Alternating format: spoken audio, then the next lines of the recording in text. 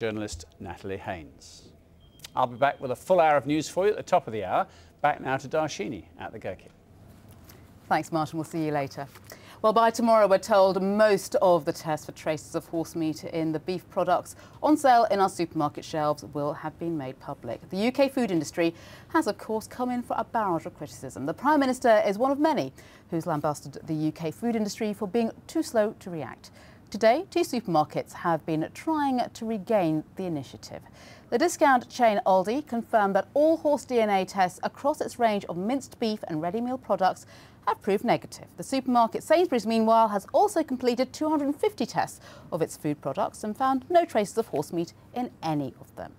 Aldi says it is now introducing a programme of regular DNA testing to ensure meat content conforms to specification and labelling. Our customers need to have absolute confidence in our products, and we continue to work endlessly to enforce exceptional quality control throughout the supply chain.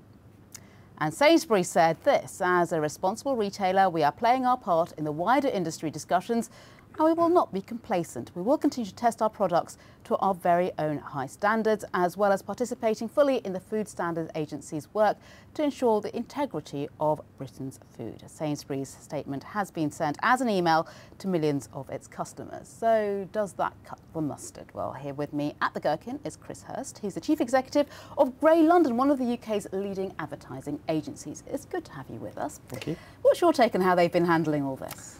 Well, listening to your introduction, I actually think they're handling it in the short term reasonably well.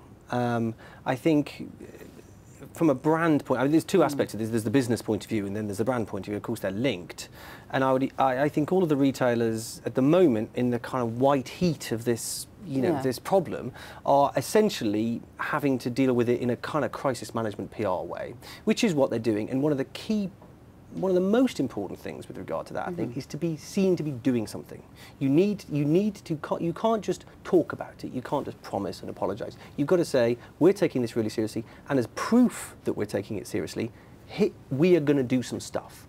They can't overpromise in terms of exactly whether it's all going to be okay, but they've got to start. Well, I know this is more PR than marketing, but what we've had are written statements, ads in papers, video statements from the likes of Tesco's done in the safety of their store in a controlled environment.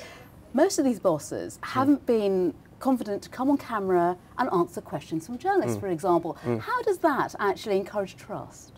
Well, I think that's a good question, and I think one of the challenges running a business of that size, when something like this happens, is it comes from nowhere. They're along they're going, doing their normal business, and lots of little things happen all the time, and suddenly one of those things becomes a huge thing. And I think one of the challenges is keeping up. Because with with programs like this 24-hour news, even being a day behind, you can be a long way off the pace.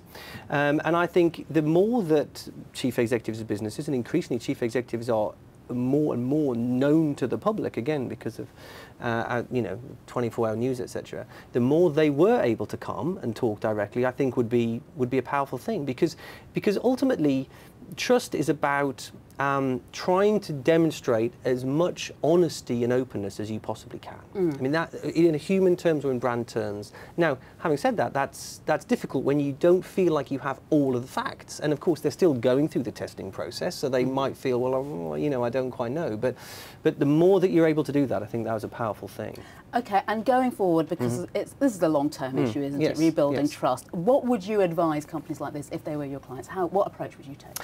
Well, the first thing is they need to establish the extent to which, in what ways, trust has been eroded. I think I once had a client of mine who said that the good news for most brand managers is that it's actually very hard to damage a really robust brand. And most of the brands we're talking about here are very robust brands. And I think that even though this is a very big deal and must feel very, very painful if you're right in the middle of it, my belief is that most of these brands will get through this reasonably comfortably. However, what I would imagine they are all doing with a high degree of rigour is, first of all, rapidly checking and trying their level best to make sure that they have ensured that they know exactly what's going on with their products. But second of all, doing an awful lot of research right now to understand in some detail exactly how their consumers do feel about this, and of course how their competitors' consumers feel about this. So we can sit and speculate, but they'll want some facts so they can decide what their plan going forwards is. Have you come up against a similar example in your experience when it, when trust has been an issue that you've had to kind of work on? I think this is I find it very hard to find a directly comparable example to this, because there is something very particular about food. I mean, we have obviously a very specific relationship. We put it in our mouths, and so it's relatively easy to think of issues that maybe specific brands have had with product malfunctions. The car industry, for example, suffers from that from time to time. Gerald Ratner, famously, of course, yes. caused it basically destroyed his business. But it's quite hard to think of things that affect us in the way that food scares do. The only thing that I can think of that is more emotive than this is baby food. And of course the baby food industry periodically has some challenges. But I think what makes this quite unique is that it's across a whole range of brands. It's almost a category challenge.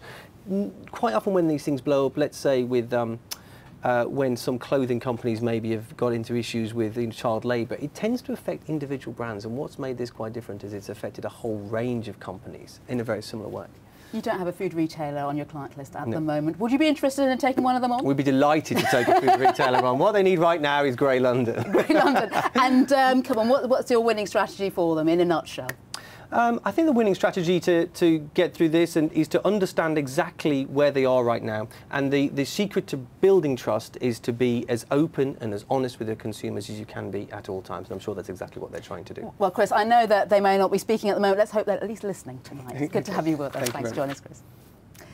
Coming next on Jeff Randall Live, Satchel's success, the Cambridge academic who's created a global fashion icon.